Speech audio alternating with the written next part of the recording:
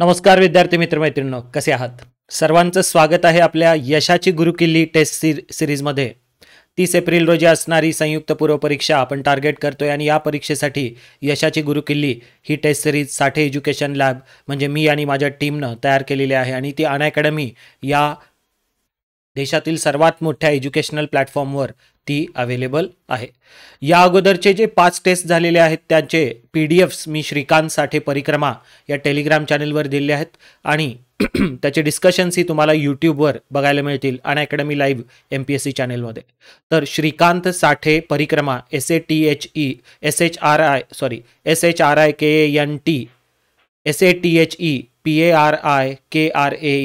या टेलिग्राम चॅनलवर तुम्हाला सर्व PDFs उपलब्ध होतील. या टेस्ट सिरीजमधील टेस्ट क्रमांक 6चं विश्लेषण आपण बघतोय आणि त्यामध्ये चालू घडामोडींचे जे प्रश्न आहेत त्याचं विश्लेषण सर्वात पहिल्यांदा बघूया. पहिलाच प्रश्न संरक्षण आणि अंतरिक्ष या घडामोडींची निगडीत आहे. इस्रोनं 26 नोव्हेंबर 2022 रोजी सतीश धवन स्पेस सेंटरमधनं खालीलपैकी कोणत्या प्रक्षेपकाच्या सहाय्यानं EOS-06 हा अर्थ ऑब्झर्वेशन सॅटेलाइट उपग्रह जो आहे तो आणि 8 नॅनो उपग्रहांचं सन सिंक्रोनस ध्रुवीय कक्षेमध्ये यशस्वी प्रक्षेपण केलं. अगदी अलीकडची जी काही इस्रोद्वारे झालेली आहेत जी प्रक्षेपण आहेत ती आपल्याला माहीत पाहिजेत आणि त्यामध्ये कोणत्या प्रकारचा प्रक्षेपक वापरला आहे, कोणते सॅटेलाइट प्रक्षेपित करण्यात आले आहेत त्याची लिस्ट आपल्याकडे पाहिजे. आपल्या फुलप्रूफ रिव्हिजन बॅचमध्ये तसंच 365 बॅचमध्ये हे डिटेल्स आपण घेतलेले आहेत. ठीक आहे. इथं जर बघितलं तर PSLV-C54 द्वारे 9 उपग्रह प्रक्षेपित करण्यात आले.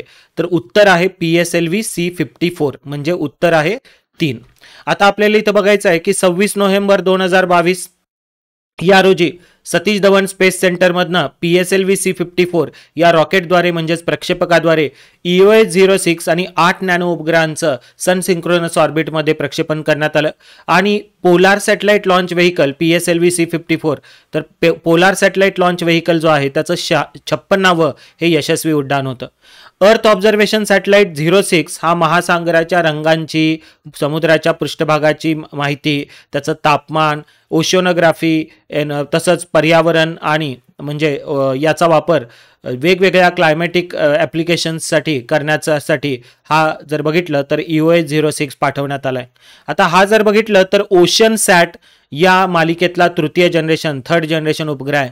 मात्र आता इस्रो काय करतंय की कम्युनिकेशन सॅटेलाइटचं नामकरण CMS असं करतंय आणि अर्थ ऑब्झर्वेशन सॅटेलाइटचं नामकरण EOS करतंय. त्यामुळे ही जुनी नावं जी होती ओशन सॅट वगैरे ती वापरली जात नाही आहेत. आपल्याला माहित पाहिजे की PSLV-C54 द्वारे EOS-06 पब्लिश करण्यात आलाय.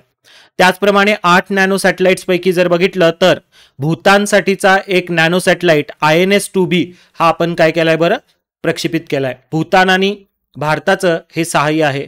आनंद नावाचं एक जर बघितलं तर डेमो उपग्रह पाठवण्यात आला आहे. स्मॉल इलेक्ट्रो ऑप्टिकल पेलोडसाठीचं तंत्रज्ञान याद्वारे डेमोस्ट्रेट करण्यात येणार आहे. ॲस्ट्रोकास्ट नावाचे 4 उपग्रह पाठवण्यात आले. इंटरनेट ऑफ थिंग्ससाठीचं हे काय बरं डेमो असं उपग्रह आहे आणि थाईमबोल्ट नावाचा 2 उपग्रह पाठवण्यात आले आहेत. ध्रुव स्पेस ही प्रायव्हेट स्टार्टअप कंपनी आहे. तर ध्रुव स्पेसमधल्या एकाधिक वापरकर्त्यांसाठी वेगवान तंत्रज्ञान प्रात्यक्षिक आणि तारामंडल विकास सक्षम करण्यासाठी हा जर बघितला तर कम्युनिकेशनसाठीचा पेलोड आहे. तर असे 8 नॅनो उपग्रह आणि EOS-06 PSLV-C54 द्वारे 26 नोव्हेंबर 2022 रोजी सतीश धवन स्पेस सेंटरमधनं लॉन्च करण्यात आलेले आहेत. काल सगळ्यांना ओके. त्याच्यानंतर पुढचा प्रश्न आपण बघतोय पर्यावरण क्षेत्रातला हा प्रश्न आहे. संयुक्त राष्ट्राची पर्यावरण कार्यक्रम जो आहे युनायटेड नेशन्स एन्व्हायरमेंट प्रोग्राम याचं हेडक्वार्टर कुठे आहे बरं तर नैरोबी केनियामधल्या नैरोबी या ठिकाणी आहे. त्यांनी उत्सर्जन तफावत अहवाल नावाचा अहवाल 2022 मध्ये पब्लिश केला आणि त्यानुसार जर बघितलं तर जगातलं सर्वोच्च हरितगृह वायू उत्सर्जन म्हणजेच ग्रीन हाऊस गॅसेसचं एमिशन जे आहे ते सर्वाधिक करणारा देश कोणता आहे तर तो म्हणजे चायना आहे. आपल्याला माहित पाहिजे की कॉन्फरन्स ऑफ पार्टीज 27वी संयुक्त राष्ट्राच्या हवामान बदल कराराची 27वी शिखर परिषद जी शर्मल शेखला झाली तर त्याच्या अगोदर जर बघितलं तर युनायटेड नेशन्स एन्व्हायरमेंट प्रोग्रामनं एमिशन्स गॅप रिपोर्ट हा महत्त्वाचा रिपोर्ट आहे, आपल्याला माहित पाहिजे. एमिशन गॅप रिपोर्ट कोणती संस्था पब्लिश करते, तर युनायटेड नेशन्स एन्व्हायरमेंट प्रोग्राम असं आपल्याला माहित पाहिजे. ऑक्टोबर 2022 मध्ये हा पब्लिश करण्यात आला आणि त्यांनी म्हटलेलं आहे की जे काही 2021 मध्ये पॅरिस कराराअंतर्गतची जी उद्दिष्ट आहेत की 2 डिग्री सेल्सिअसच्या खाली तापमान वाढ पूर्व औद्योगिक पातळी पासूनची 2100 सालापर्यंत जर बघितलं तर ती जास्तीत जास्त 2 डिग्री सेल्सिअस जावी आणि प्रिफरेबली 1.5 डिग्री सेल्सिअस. मात्र जर बघितलं तर अजूनही काय बरं की खूप आपल्याला ही टार्गेट अचीव करण्यासाठी अजूनही आपण योग्य मार्गावर नाही असा हा अहवाल सांगतो. त्यांनी म्हटलेलं आहे की सर्वोच्च उत्सर्जन करणारे 7 गोष्टी कुठल्या कुठल्या आहेत जगभरामध्ये, तर ग्रीन हाऊस गॅसेसचं सर्वोच्च उत्सर्जन चायना करतं, त्यानंतर युरोपियन युनियनचे एकूण मिळून 27 देश करतात, तृतीय क्रमांकावर भारत आहे, मग इंडोनेशिया आहे, मग ब्राझील आहे, मग रशियन फेडरेशन आणि मग USA आहे. तर भारत हा 3ऱ्या क्रमांकावर आहे. चायना जर बघितलं तर पहिल्या क्रमांकावर आहे, EU दुसऱ्या क्रमांकावर आहे. वर नमूद जे काही 7 देश आहेत आणि आंतरराष्ट्रीय वाहतूक, या 7 देशांना आणि आंतरराष्ट्रीय वाहतुकीला जर एकत्र केलं तर जागतिक ग्रीन हाऊस गॅसेसपैकी 55% उत्सर्जन हिस्सा हा या 7 देश आणि आंतरराष्ट्रीय वाहतुकीचा आहे. या देशांसाठी ग्रीन हाऊस गॅसेस उत्सर्जन 2019 पूर्वीच्या महामारीच्या पातळीपेक्षा 2021 मध्ये वाढलेला आहे आणि ग्रुप ऑफ 20 म्हणजे 19 देश आणि युरोपियन युनियन हा तर ग्रीन हाऊस गॅसेसच्या 75% उत्सर्जनासाठी जबाबदार आहे असा हा अहवाल म्हणतो. 2020 मध्ये जागतिक सरासरी दर डोई ग्रीन हाऊस गॅस उत्सर्जन हे 6.3 टन होतं कार्बन इक्विव्हॅलंट. ठीक आहे, तर सरासरी दर डोई ग्रीन हाऊस उत्सर्जन जगामध्ये 2020 मध्ये प्रत्येक जण 6.3 टन करतो, तर त्यावेळी भारत जरी एकूण ग्रीन हाऊस उत्सर्जनामध्ये 3ऱ्या क्रमांकावर जरी असला तरीही दर डोई उत्सर्जन भारताचं फारच कमी आहे. ते जर बघितलं तर जागतिक सरासरी 6.3 पेक्षा पण खाली म्हणजेच 2.4 टन एवढंच आपण दर डोई उत्सर्जन करतो. काल सगळ्यांना तर युनायटेड स्टेट जो 7व्या क्रमांकावर आहे त्याचं दर डोई ग्रीन हाऊस उत्सर्जन जर बघितलं तर 14 टन कार्बन इक्विव्हॅलंट एवढा आहे.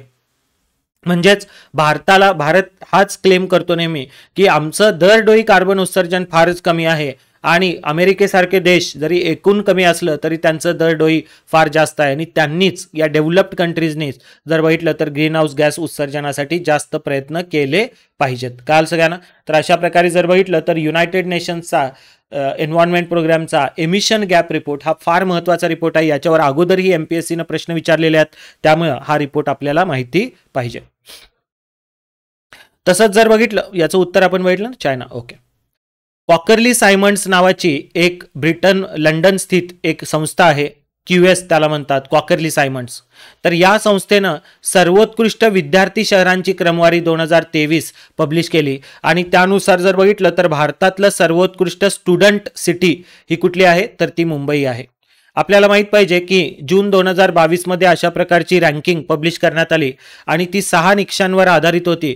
जर बघितलं तर कॉकरली सायमंड्स रँकिंगमध्ये मुंबई सिटी जर बघितलं तर काय बरं की पहिल्या क्रमांकावर आहे. आता कॉकरली सायमंड्स इथं जून 2022 मध्ये कॉकरली सायमंड्सची जी काही रँकिंग होती ती वर्ल्ड युनिव्हर्सिटी रँकिंग आहे, यासाठी ही फेमस आहे. तर जाता जाता आपल्याला एवढं माहित पाहिजे की कॉकरली सायमंड वर्ल्ड युनिव्हर्सिटी रँकिंग 2023 नुसार भारतातली सर्वोच्च हायर एज्युकेशन इन्स्टिट्यूट कुठली आहे बरं तर ती Indian institute of science Bengaluru आहे. 155व्या क्रमांकावर जागतिक, म्हणजे पहिल्या 150 मध्ये भारतातली एक ही उच्च शिक्षण संस्था नाही आहे कॉकरली सायमंड्स रँकिंग नुसार. आणि कॉकरली सायमंड्स रँकिंग नुसार जगातली सर्वोच्च हायर एज्युकेशन इन्स्टिट्यूट कुठली आहे बरं तर ती Massachusetts institute of technology MIT आहे. सलग 11व्या वर्षी MIT टॉपला आहे. तर IISc बँगलोर ही 155व्या रँकला आहे, हे आपल्याला माहित पाहिजे कॉकरली सायमंड्स रँकिंग 2023 नुसार. अशाच प्रकारची अनेक रँकिंग असते, ती म्हणजे टाइम्स हायर एज्युकेशन. या रँकिंगमध्ये भारतामध्ये पहिल्या क्रमांकावर आहे IISc बँगलोरच 2023 साठी. मात्र जगभरामध्ये सर्वोच्च स्थानावर ऑक्सफर्ड युनिव्हर्सिटी आहे. ठीक आहे, तर ह्या 2 रँकिंग मधला फरक आहे आणि कॉकरली सायमंडची बेस्ट स्टुडंट सिटी मुंबई ठरलेली आहे. तसंच जर बघितलं तर दिनविशेष बाबतचा हा प्रश्न आहे. राष्ट्रीय लेखापरीक्षण दिन, राष्ट्रीय प्रदूषण नियंत्रण दिन, महिलांवरील हिंसाचार निर्मूलनासाठीचा आंतरराष्ट्रीय दिन आणि ज्याला आपण कॉन्स्टिट्यूशन राष्ट्रीय कायदा दिवस जो म्हणतो तो 26 जानेवारी नाही तर 26 नोव्हेंबरला असतो, ज्याला आपण संविधान दिन पण म्हणतो. संविधान हा सर्वोच्च कायदा आहे देशातला आणि म्हणून नॅशनल लॉ डे म्हणून पण त्या दिवशी साजरा करण्यात येतो. तर अयोग्य जोडी आहे राष्ट्रीय कायदा दिवस. आपल्याला माहित पाहिजे की पहिल्यांदा आपण बघणार आहे की 16 नोव्हेंबरला काय काय असतं. 16 नोव्हेंबरला बऱ्याच साऱ्या गोष्टी असतात. 16 नोव्हेंबर 2022ला पहिला राष्ट्रीय लेखापरीक्षण दिन साजरा करण्यात आला. जर बघितलं पहिला नाही तर राष्ट्रीय द्वितीय सेकंड टाइम. तर 2021 मध्ये 16 नोव्हेंबर 2021ला पहिल्यांदाच राष्ट्रीय लेखापरीक्षण दिन म्हणजेच जर बघितलं तर नॅशनल ऑडिट डे जो आहे तो साजरा करण्यात आला. ऑडिट डे 2021 मध्ये. त्यामुळे लेटेस्ट असा नवीन दिवस आहे तो आपल्याला माहित पाहिजे. 16 नोव्हेंबरला असतो हे माहित पाहिजे. आणि भारताचे कॅग जे असतात, ठीक आहे, तर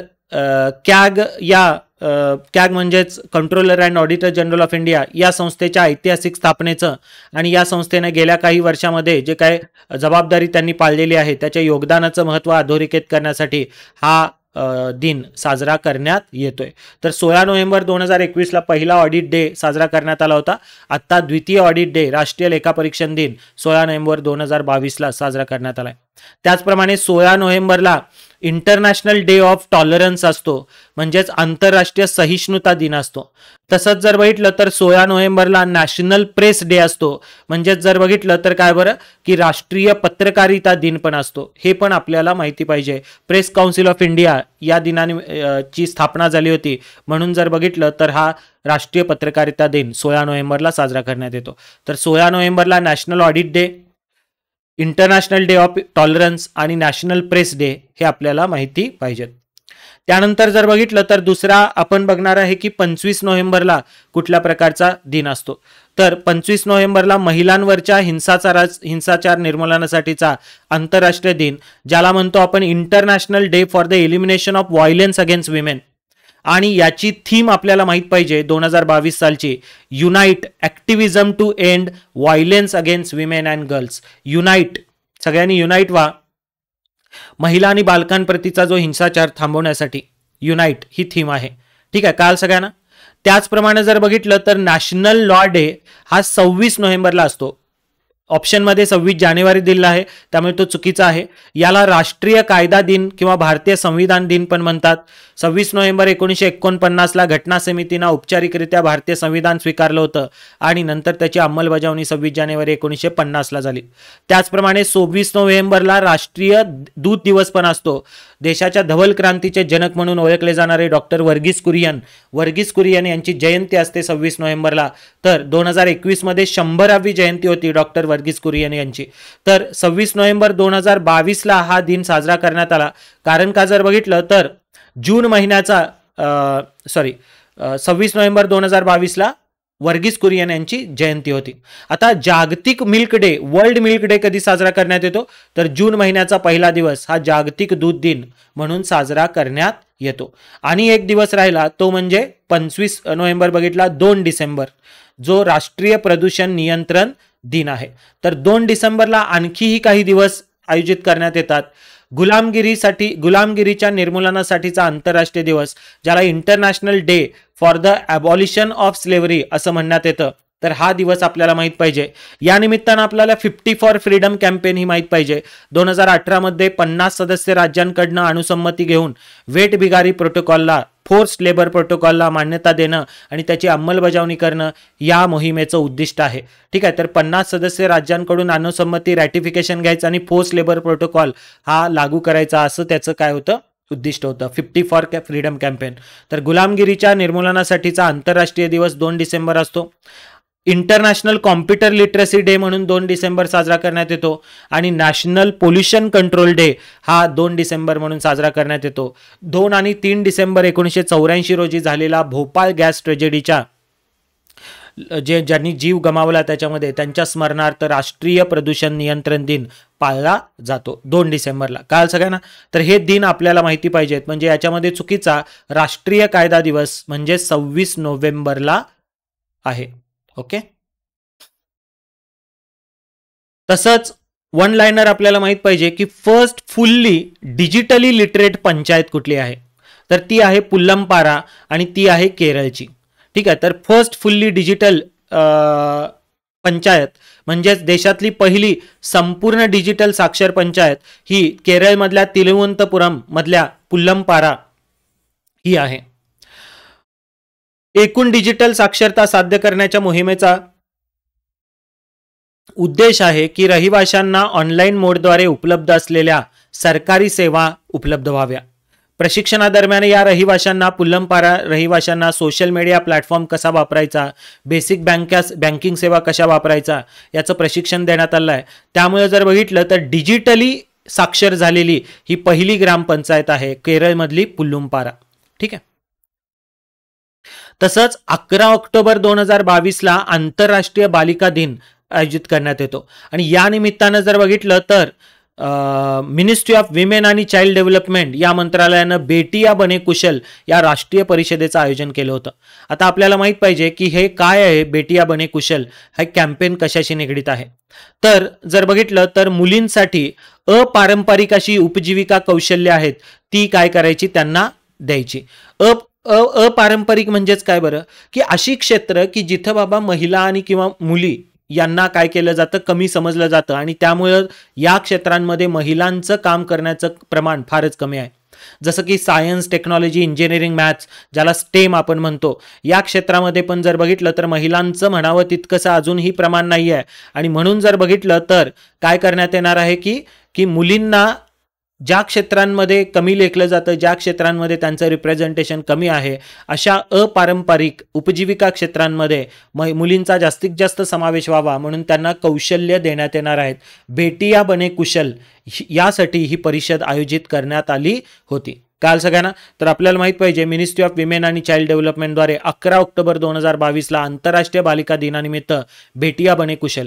आता हा मी सोपा फार करून प्रश्न विचारलेला आहे, याऐवजी मी विचारू शकलो असतो की बेटी या बने कुशल हे जी काही राष्ट्रीय परिषद आयोजित करण्यात आली त्याचं मूळ उद्दिष्ट काय होतं. ठीक आहे, तर आपल्याला हे माहित पाहिजे की अपारंपरिक उपजीविका क्षेत्रांमध्ये मुलींना कौशल्य प्राप्ती करून देणं हे त्याचं उद्दिष्ट होतं. अगदी महत्वाचा पुरस्कार म्हणण्यापेक्षा त्याला आपण म्हणतो सर्वेक्षण, सामाजिक क्षेत्रामधली घडामोड आहे. स्वच्छ सर्वेक्षण 2022. स्वच्छ सर्वेक्षण 2022 हे आयोजित करण्यात आलं मिनिस्ट्री ऑफ हाऊसिंग आणि अर्बन अफेअर्स म्हणजे गृहनिर्माण आणि शहरी व्यवहार मंत्रालयानं. आणि दरवर्षी हे आयोजित करण्यात येतं. दरवर्षी देशातली सर्वात स्वच्छ शहरं त्यामध्ये निवडली जातात. ही सर्व स्वच्छ शहरं आपल्याला माहिती पाहिजेत. जसं की सर्वात स्वच्छ शहर 1 लाखांहून अधिक पॉप्युलेशन असणारे कुठलं आहे, तर इंदोर हे देशातलं सर्वात स्वच्छ शहर ठरलेलं आहे, मध्य प्रदेशमधलं. तसंच जर बघितलं तर महाराष्ट्रातलं पाचगणी हे 1 लाखांहून कमी लोकसंख्या असणाऱ्या शहरांमध्ये देशातलं सर्वात स्वच्छ शहर ठरलेलं आहे. तर कॅन्टॉनमेंट बोर्ड्स किंवा ज्यांना आपण छावणी मंडळ किंवा कटक मंडळ म्हणतो, तर अशा प्रकारे महाराष्ट्रातलं नाशिकमधले देवळाली कॅन्टॉनमेंट हे सर्वात स्वच्छ कॅन्टॉनमेंट बोर्ड ठरलेलं आहे. तर सर्वात स्वच्छ 100 पेक्षा अधिक शहरी स्थानिक स्वराज्य संस्था असणाऱ्या राज्यांमध्ये म्हणजे मोठ्या राज्यांमध्ये सर्वात स्वच्छ शहराचा राज्याचा दर्जा किंवा राज्याचं प्राइज तर छत्तीसगडला नाही तर कुणाला मिळालेलं आहे, मध्य प्रदेशला मिळालं आहे.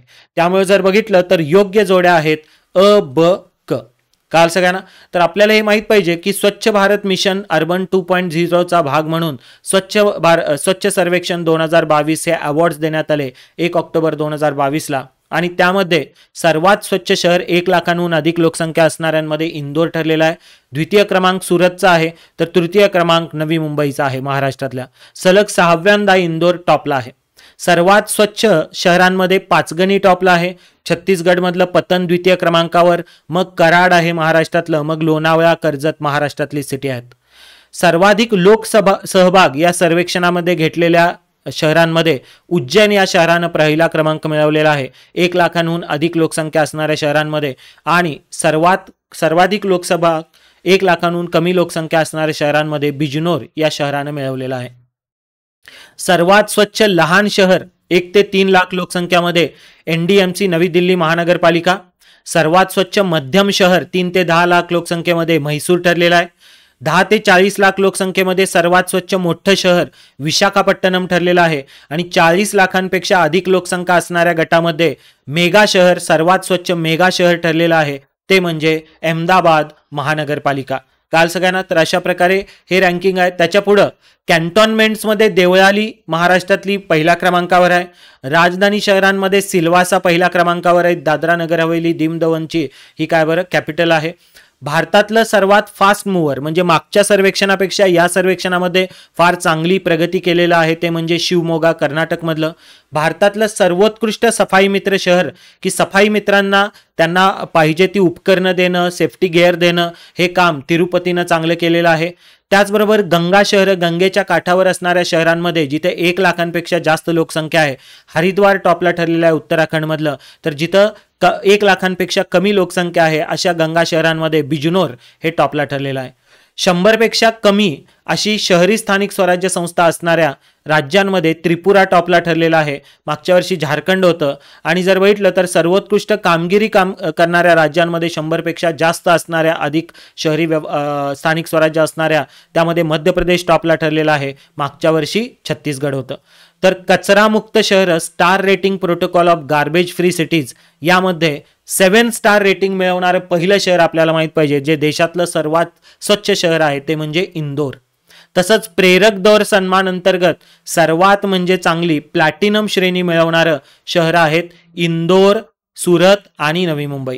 ठीक आहे. तर हे सर्वच्या सर्व गुलाबी कलर केलेले जे मी बॉक्सेस आहेत हे स्क्रीनशॉट काढून घ्या आणि ह्या 2 स्लाइड प्रत्येकाला माहीतच पाहिजेत कारण का याच्यावर प्रश्न येण्याची दाट शक्यता आहे. ओके.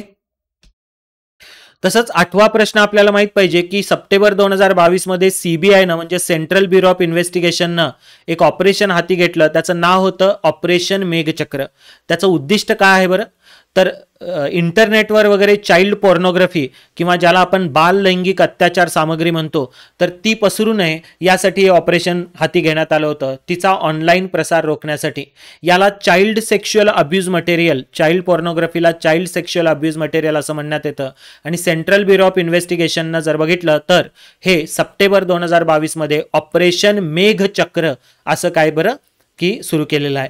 ऑपरेशन मेघचक्र बरोबर आपल्याला ऑपरेशन कार्बन पण माहित पाहिजे.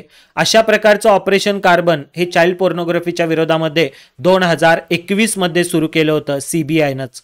तर ऑपरेशन मेघचक्र 2022 मध्ये, ऑपरेशन कार्बन 2021 मध्ये चाइल्ड पोर्नोग्राफी बाल लैंगिक अत्याचार सामग्रीचा ऑनलाईन प्रसार रोखण्यासाठीचं सीबीआयचं हे ऑपरेशन आहे. त्यानंतर जर बघितलं तर आर्थिक क्षेत्रामध्ये एक आंबेडकर टुरिस्ट सर्किट नावाचं एक टुरिझम सर्किट तयार झालेलं आहे आणि त्यामध्ये एकूण 5 शहरांचा समावेश आहे, 5 ठिकाणांचा समावेश आहे. तर त्यापैकी जी 5 ठिकाणं आहेत ती आपल्याला इथं माहिती पाहिजेत. त्यामध्ये जर बघितलं तर या प्रश्नाचं उत्तर आहे अ, ब, ड. आपण बघणार आहे की केंद्र सरकारनं आंबेडकर सर्किट नावाचं विशेष पर्यटन सर्किट किंवा ज्याला परिक्रमा म्हणतो आपण ती जारी केलेली आहे. आणि जर बघितलं तर 5 प्रमुख स्थळं त्याच्यामध्ये कोणकोणती आहेत तर आंबेडकरांची जन्मभूमी आहे ती म्हणजे मध्य प्रदेशमधला महू. त्यानंतर शिक्षाभूमी म्हणजे जिथं त्यांनी शिक्षण घेतलं, लंडनमध्ये त्यांचं निवासाचं ठिकाण. दीक्षाभूमी जर बघितलं तर जिथं त्यांनी बौद्ध धर्माची दीक्षा घेतली तर नागपूरमध्ये बौद्ध धर्म स्वीकारला ते ठिकाण. महापरिनिर्वाण म्हणजेच दिल्लीमध्ये त्यांचं जिथं निधन झालं ते ठिकाण. आणि चैत्यभूमी म्हणजेच त्यांच्यावर अंत्यसंस्कार मुंबईमध्ये झाले ते ठिकाण. तर त्यामुळं महापरिनिर्वाण भूमी ही ऑप्शन क चुकीचा आहे. मुंबईतील त्यांच्या अंत्यसंस्काराच्या ठिकाणाला चैत्यभूमी असं म्हणण्यात येतं. तर महापरिनिर्वाण भूमी म्हणजे दिल्लीमध्ये जिथं त्यांनी देह ठेवला. ठीक आहे, काल सगळ्यांना.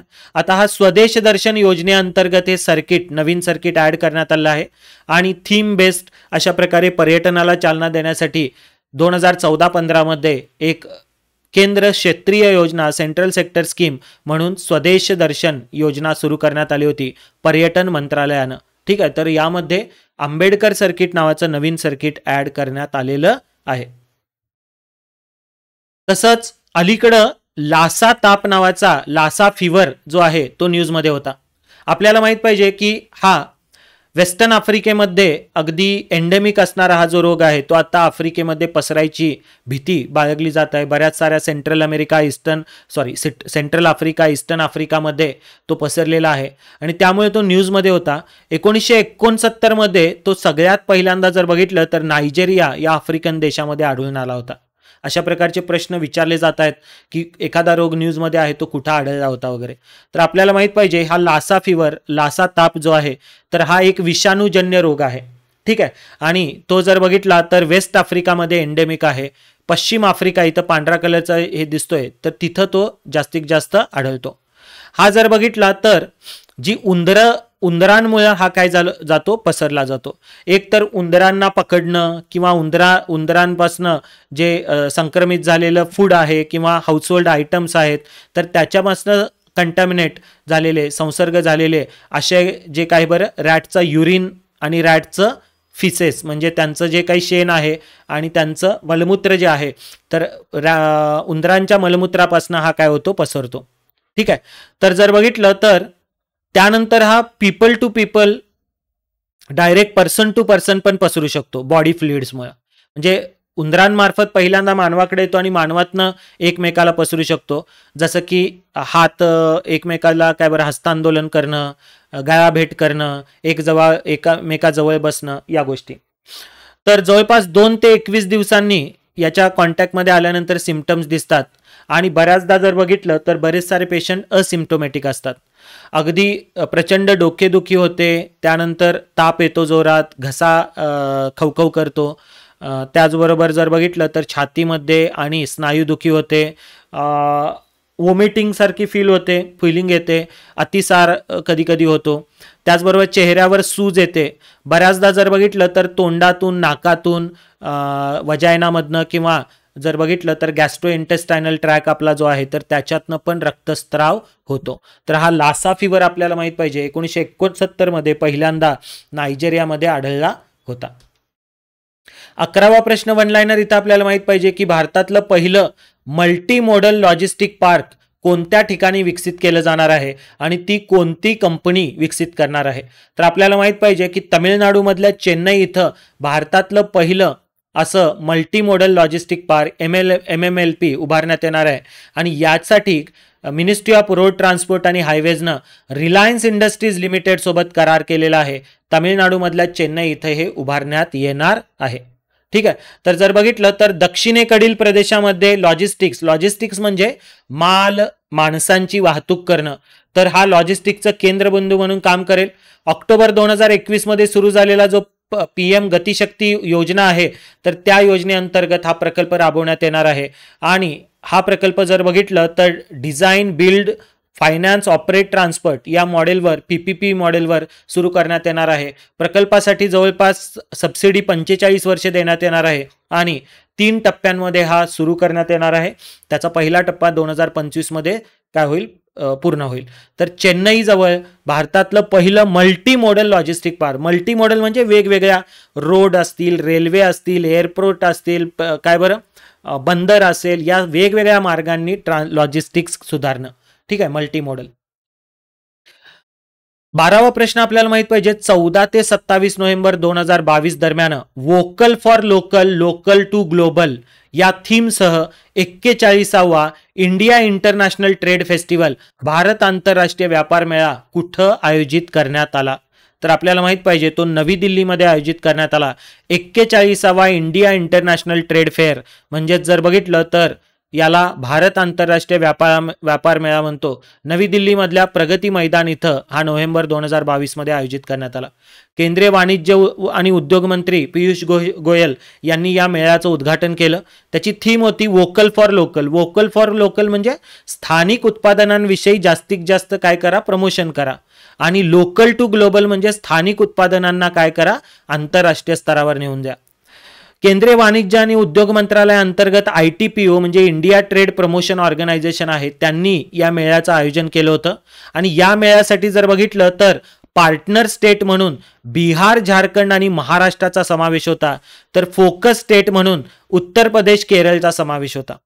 आपल्याला माहित पाहिजे की राज्य आणि केंद्रशासित प्रदेश श्रेणीमध्ये सर्वोत्तम पॅव्हिलियन कुणाचं होतं, की सर्वोत्तम जे आपले प्रोडक्ट्स वगैरे मांडले ते कुणी मांडले होते, तर ते केरळनं मारले होते. तर केरळला गोल्ड मेडल देण्यात आलं आणि विदेशी क्षेत्रामध्ये अफगाणिस्तानला गोल्ड मेडल देण्यात आलं.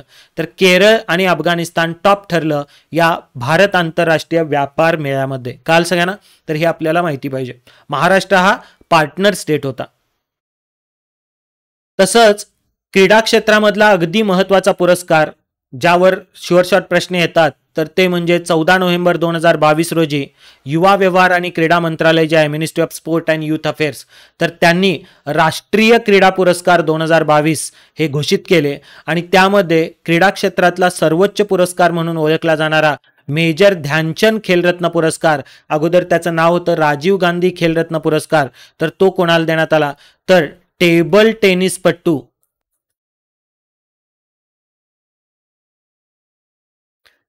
टेनिसपट्टू अचंत शरद कमाल याला देण्यात आला, कमल यांना देण्यात आला. अगदी अलीकडं बर्मिंगहॅम म्हणजेच युनायटेड किंगडम मध्ये कॉमनवेल्थ गेम्स झाले, बरोबर 2022ला. तर या कॉमनवेल्थ गेम्स मध्ये यानं 4 मेडल्स जिंकले होते. या 4 मेडलमध्ये 3 गोल्ड मेडल्स होते आणि एक जर बघितलं तर कसलं मेडल होतं, सिल्वर मेडल होतं काल सगळ्यांना. आणि त्याला सर्वोत्कृष्ट प्लेयर ठरला होता तो कॉमनवेल्थ गेम्स मधला. 3 गोल्ड मेडल त्याने जिंकलं होतं, मेन्स सिंगल्स, मिक्स डबल्स आणि मेन्स टीम मध्ये, आणि एक सिल्वर जिंकलं होतं तर मेन्स डबल्स मध्ये. तर अशा प्रकारे चार मेडल जिंकले होते, 3 गोल्ड आणि एक सिल्वर. आपल्याला माहित पाहिजे अचंत शरद कमल याला जर बघितलं तर 2019 मध्ये पद्मश्री पुरस्कारानं पण या अगोदर सन्मानित करण्यात आलं होतं आणि त्याच्या नावावर रेकॉर्ड आहे 10 वेळा राष्ट्रीय चॅम्पियन तो काय झालेला आहे बरं, टेबल टेनिसचं 10 वेळा त्यानं नॅशनल चॅम्पियनशिप जिंकलेली आहे. आपल्याला माहित पाहिजेत की राष्ट्रीय क्रीडा पुरस्कार 2022 जे प्रदान करण्यात आले 30 नोव्हेंबर 2022 रोजी, तर मेजर ध्यानचंद खेलरत्न पुरस्कार अचंत शरद कमाल याला देण्यात आला, आता आपण ज्याच्याबद्दल बघितलं. अर्जुन पुरस्कार बऱ्याच साऱ्या लोकांना देण्यात आले.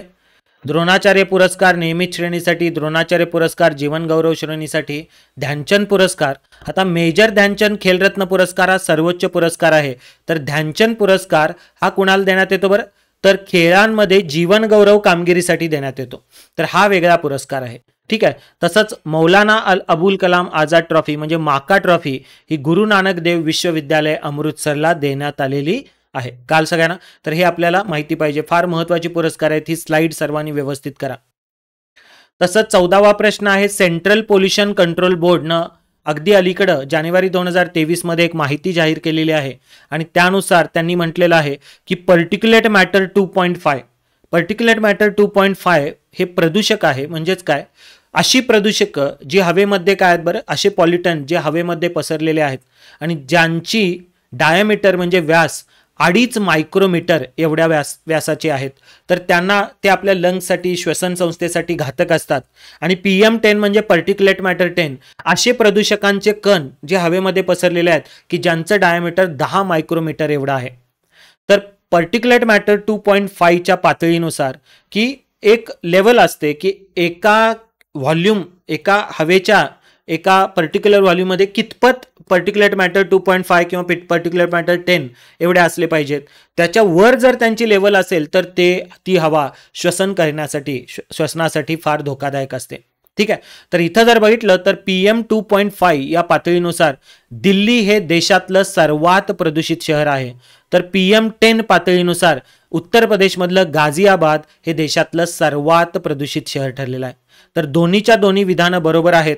आपल्याला माहित पाहिजे की जो काही सेंट्रल पोल्युशन कंट्रोल बोर्डनं जो अहवाल दिलेला आहे त्यानुसार जर बघितलं तर पर्टिक्युलेट मॅटर 2.5 नुसार दिल्ली टॉपला आहे, मग फरीदाबाद, गाझियाबाद, पटना, मुझफ्फरपूर, नोएडा, मीरत, गोविंदगड, गया, जोधपूर या सिटीजचा पहिला क्रमांक येतो. आणि पर्टिक्युलेट मॅटर 10 नुसार गाझियाबाद टॉपला आहे, मग फरीदाबाद, दिल्ली, नोएडा यांचा नंबर येतो. सर्वात क्लीनेस्ट सिटी पर्टिक्युलेट मॅटर 2.5 नुसार ती म्हणजे जम्मू काश्मीर मधलं श्रीनगर आहे. तर नागालँडमध्ये जर बघितलं तर कोहिमा हे पर्टिक्युलेट मॅटर 10 नुसार सर्वात काय बरं क्लीनेस्ट म्हणजे स्वच्छ शहर आहे. आता जर बघितलं तर यांनी म्हटलेलं आहे की परमिसिबल लिमिट किती आहे, तर पर्टिक्युलेट मॅटर 2.5चं 1 मीटर क्यूब हवेच्या व्हॉल्यूममध्ये आकारमानामध्ये 40 मायक्रोग्रॅम एवढं पोल्युटंट असेल तर ठीक, त्याच्या वर असेल तर मात्र ती काय बरं की हवा चांगली नाही. पर्टिक्युलेट 10चं जर बघितलं तर 1 मीटर क्यूब हवेमध्ये 60 मायक्रोग्रॅम एवढे जर पर्टिक्युलेट मॅटर 10 असेल तर ती हवा 60 पेक्षा जास्त असेल तर ती हवा काय बरं योग्य नाही. दिल्लीमध्ये जर बघितलं तर पर्टिक्युलेट मॅटर 2.5 नुसार 99.7 मायक्रोग्रॅम पर मीटर क्यूब एवढी तिथं पर्टिक्युलेट मॅटरची काय बरं लेवल आहे. ही जर बघितलं तर काय बरं फारच डेंजरस लेवल आहे. 40 मायक्रोग्रॅम आणि 99.7 मायक्रोग्रॅम, मोर दॅन डबल एवढी तिथं पातळी आहे. तर हा जानेवारी 2023 म्हणजे अगदी लेटेस्टचा अहवाल आहे. हा अहवाल आपल्याला माहित पाहिजे, भारताच्या सेंट्रल पोल्युशन कंट्रोल बोर्डनं पब्लिश केलेला आहे. आणि सगळ्यात शेवटचा 15वा प्रश्न म्हणजे व्यक्तिविशेष आणि व्यक्ती यांच्यावर. या वन लाईनर आपल्याला माहित पाहिजेत. काही व्यक्ती आहेत. सार्वजनिक क्षेत्रातील उपक्रमांचे जनक हे कोण आहेत, तर आपल्याला माहित पाहिजेत की सार्वजनिक क्षेत्रातले उपक्रमांचे जनक म्हणजे डॉक्टर व्ही कृष्णमूर्ती यांचं जून 2022 मध्ये निधन झालं आणि त्यांना father of public sector undertakings in India असं म्हणतात. केंद्रीय लोकसेवा आयोगानं घेतलेल्या स्पर्धा परीक्षामध्ये उत्तीर्ण करत UPSC देत त्यांनी केंद्रीय इंजिनिअरिंग सर्व्हिसेसमध्ये रुजू झाले होते आणि त्यानंतर भारत हेवी इलेक्ट्रिकल्स लिमिटेड म्हणजे भेल, steel authority of India limited म्हणजे SAIL, gas authority of India limited म्हणजे गेल आणि मारुती उद्योग या कंपन्यांचे ते जर बघितलं तर काय झाले होते अध्यक्ष राहिलेले आहेत. या सगळ्या सार्वजनिक कंपन्या आहेत, भेल, सेल, गेल आणि मारुती उद्योग. आणि या कंपन्यांना अध्यक्ष राहिले नाहीत तर या कंपन्यांना त्यांनी नफ्यामध्ये आणलं आणि भारतीय सार्वजनिक उद्योगाची कपॅसिटी ही देशाला दाखवून दिली. पुढे जर बघितलं तर भारत सरकारचे उद्योग सचिव म्हणून त्यांनी काम केलंय. नियोजन आयोगाचे सदस्य ते राहिलेले आहेत. पंतप्रधानांच्या बऱ्याच साऱ्या समित्यामध्ये ते राहिले होते. IIM Ahmedabad, IIM Bengaluru, IIT Delhi, Xavier institute of management Bhubaneswar इथेही त्यांनी डायरेक्टर म्हणून काम केलंय. केंद्रीय तामिळनाडू विद्यापीठ आणि भारतीय सागरी विद्यापीठाचे ते चान्सलर राहिले होते, कुलपती राहिले होते. त्यांना 1973 मध्ये पद्मश्री, 1986 मध्ये पद्मभूषण आणि 2007 मध्ये पद्मविभूषण, जपानचा the grand cordon of the order of the rising sun हा पुरस्कार, असे पुरस्कार मिळाले आहेत. तर आपल्याला डॉक्टर व्ही कृष्णमूर्ती यांना मिळालेले पुरस्कार माहीत पाहिजेत आणि ते कुठल्या कुठल्या संस्थांचे अध्यक्ष होते माहीत पाहिजेत आणि त्यांना father of public sector undertaking असं म्हणण्यात येतं, हेही आपल्याला माहिती पाहिजे. तर पहिल्याचं उत्तर आहे डॉक्टर व्ही कृष्णमूर्ती. त्यानंतर भारतीय इंटरनेटचे जनक म्हणून कोणाला ओळखण्यात येतं, तर BK सिंगल यांना भारतीय इंटरनेटचे जनक म्हणून ओळखण्यात येतं. ते विदेश संचार निगम लिमिटेडचे अध्यक्ष होते. ब्रिजेंद्र के सिंगल असं त्यांचं नाव आहे. त्यांचंही जुलै 2022 मध्ये निधन झालं. VSNLचे अध्यक्ष असताना त्यांनी ब्युरोक्रेसीचे सगळे अडथळे पार करत जर बघितलं तर VSNLला प्रॉफिटमध्ये आणून टाकलं होतं आणि त्यामुळं विदेश संचार निगम लिमिटेडच्या माध्यमातून इंटरनेट खूप ठिकाणी पसरलं होतं, म्हणून त्यांना भारतातील इंटरनेटचे जनक म्हणून ओळखले जातं. इंडियन इन्स्टिट्यूट ऑफ टेक्नॉलॉजी खरगपूरमधनं इलेक्ट्रिकल इंजिनिअरिंग पासआउट होते ते BK सिंगल, हे आपल्याला माहिती पाहिजेत. काल सगळ्यांना तर भारतीय इंटरनेटचे जनक कोण, BK single.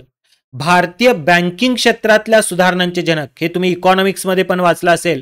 Narasimhan reforms 1, Narasimham reforms 2. ठीक आहे, तर भारतातल्या बँकिंग क्षेत्राच्या सुधारणांचे जनक म्हणून नरसिम्हन यांना ओळखण्यात येतं. त्यांचं निधन एप्रिल 2021 मध्ये हैदराबाद इथं झालं होतं आणि 13वे गव्हर्नर नरसिम्हन म्हणून जर बघितलं तर RBIचे ते ओळखले जातात. भारतातल्या father of Indian banking reforms म्हणून त्यांना ओळखण्यात येतं. 1950 मध्ये ते RBI मध्ये रुजू झाले होते आणि RBI मधनच जर बघितलं तर RBIचे कॅडर ऑफिसर असणारे आणि RBI गव्हर्नर झालेले ते पहिलेच काय होते व्यक्ती होते. RBIचे 13वे व्यक्ती गव्हर्नर होते. नरसिम्हन समिती 1 हे 1991चे जे रिफॉर्म्स आहेत ते फायनान्शियल सिस्टीम्स बाबतचे रिफॉर्म्स आहेत आणि बँकिंग सेक्टरचे रिफॉर्म जे आहेत ते 1998ची समिती नरसिम्हन समिती 2 त्याला म्हणतात. त्यांनी नॅरो बँकिंग ही संकल्पना मांडली. सरफेसी कायदा लागू करायची शिफारस दिली होती. त्याचप्रमाणे जर बघितलं तर RRB स्थापन करायची, रिजनल रुरल बँक, प्रादेशिक ग्रामीण बँका स्थापन करायची शिफारस दिली होती. त्यांना पद्मविभूषण पुरस्कारानं 2000 साली सन्मानित करण्यात आलं होतं. तर एम नरसिंहन हे भारतातल्या बँकिंग रिफॉर्मचे फादर म्हणून ओळखले जातात. आणि जर बघितलं तर शेवटचे म्हणजे 3चे उत्तर एम नरसिंहन आणि शेवटचे सर्वात कमी काळचे सरन्यायाधीश हे कोण आहेत बरं? कमल नारायण सिंग. म्हणजे याचं उत्तर आहे 3, 4, 2, 1. ठीक आहे, इथं चुकून ऑप्शनमध्ये चुकून हे झालेलं आहे 3, 4, 2, 1. ठीक आहे, तर इथं जर बघितलं तर 3, 4, 2, 1 हे आपल्याला माहिती पाहिजे. कमल नारायण सिंग जे आहेत तर ते देशाचे कितवे सरन्यायाधीश होते बरं? तर ते 22वे सरन्यायाधीश होते. 91 पासून 91 पर्यंत, नोव्हेंबर ते डिसेंबर. केवळ 17 दिवसांचा कार्यकाळ त्यांना मिळाला होता आणि देशाचे सर्वात कमी कालावधीसाठी ते CJI राहिले होते. केवळ 17 दिवसांचा कार्यकाळ. 22वे सरन्यायाधीश न्यायाधीश कमल नारायण सिंग यांचं सप्टेंबर 2022 मध्ये निधन झालं. आता देशातले सर्वाधिक काळ सरन्यायाधीश राहणारे म्हणजेच कोण बरं? 16वे सरन्यायाधीश यशवंत व्ही चंद्रचूड. तर सध्या DY चंद्रचूड हे देशाचे 50वे सरन्यायाधीश आहेत. त्यांचे वडील यशवंत व्ही चंद्रचूड. 1978 फेब्रुवारी 78 पासून जुलै 1985 सालापर्यंत मोर दॅन 7 इयर्स ते जर बघितलं तर सर्वाधिक काळ सरन्यायाधीश पद राहिले आहेत. आणि आता DY चंद्रचूड हे काही दिवसांमध्ये CJI आहेत.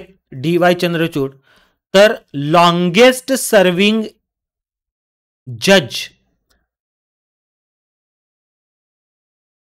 In Indian history. ठीक आहे, म्हणजेच जर बघितलं तर देशामध्ये त्यांचे वडील सर्वाधिक काळ सरन्यायाधीश राहिले होते. तर सर्वाधिक काळ जज म्हणून काम करणारे असे DY चंद्रचूड आहेत. लॉंगेस्ट सर्विंग जज आहेत ते इंडियन ज्युडिशरीचे. आता काही दिवसामध्येच ती पूर्ण होईल. तर त्यांचा अगदी अलीकडे एक इंटरव्ह्यू झाला होता, त्यामध्ये त्यांनी सांगितलं होतं. तर ही बाब तुम्हाला माहिती पाहिजे.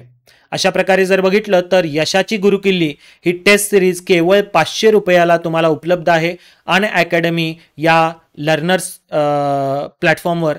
अनअकॅडमी लर्निंग ॲप डाउनलोड करा आणि त्यामध्ये तुम्ही ही टेस्ट सिरीज विकत घ्या. 10 टेस्ट आहेत. 6वी टेस्ट झालेली आहे आता आणि पुढचेही टेस्ट महत्त्वाचे आहेत. श्रीकांत साठे परिक्रमा या टेलिग्राम चॅनेलवर तुम्हाला या टेस्टच्या PDF पण मिळतील आणि ही माझी टीम आहे. लवकरच आम्ही श्रीकांत साठे परिक्रमा या टेलिग्राम चॅनेलवर तुम्हाला त्याची माहिती मिळेल. राज्यसेवेसाठीची टेस्ट सिरीज आम्ही आणत आहोत. तर लवकरच तुम्हाला राज्यसेवेसाठीच्या पण पूर्व परीक्षेसाठीच्या टेस्ट सिरीजची माहिती श्रीकांत साठे परिक्रमा या टेलिग्राम चॅनेलला काय बरं मिळेल. तर हे टेलिग्राम चॅनेल सर्वांनी जॉईन करा आणि राज्यसेवेची टेस्ट सिरीज आमच्यासोबत जॉईन करा. तुम्ही सर्व PDF श्रीकांत साठे परिक्रमा टेलिग्राम चॅनलवर दिल्यात. तुम्ही बघा क्वालिटी ऑफ क्वेश्चन आणि तुम्ही ठरवा की राज्यसेवेची ही टेस्ट किती चांगली असणार आहे. त्याचा नक्कीच तुम्हाला फायदा होईल आणि ही टेस्ट केवळ आणि केवळ श्रीकांत साठे परिक्रमा टेलिग्राम चॅनलवर त्याची माहिती मिळेल तुम्हाला. तर तीही तुम्ही जॉईन करू शकताय. धन्यवाद.